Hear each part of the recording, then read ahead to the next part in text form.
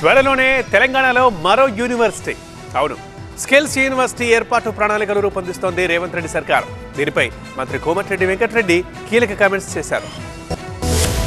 తెలంగాణ ప్రభుత్వం మెరుగైన వైద్యం విద్య అందించేందుకు ప్రణాళికల్ని రచిస్తోంది. ఇందులో భాగంగా స్కిల్ యూనివర్సిటీ ఏర్పాటు చేసే యోచనలో ఉంది. తాజాగా తెలంగాణలో స్కిల్ యూనివర్సిటీ ఏర్పాటుపై మంత్రి కోమటిరెడ్డి వెంకటరెడ్డి కీలక ప్రకటన చేశారు. త్వరలోనే రాష్ట్రంలో రాజీవ్ గాంధీ స్కిల్ యూనివర్సిటీ ఏర్పాటు చేస్తున్నామని, నాక్ సెంటర్ వద్ద మొత్తం 32 ఎకరాల విస్తీర్ణంలో స్కిల్ యూనివర్సిటీని నిర్మిస్తామన్నారు మంత్రి కోమటిరెడ్డి వెంకటరెడ్డి. క్యాంపస్ లో 32 ఏకర్స్ స్కిల్ యూనివర్సిటీని ఏర్పాటు చేయాలని సీఎం గారు, నేను దాన్ని కూడా ఫార్మల్ గా రాజీవ్ గాంధీ స్కిల్ యూనివర్సిటీ మీ అందరి కోఆపరేషన్ తో కూడా దాన్ని కూడా ఏర్పాటు చేయాలని నిర్ణయించుకున్నాం.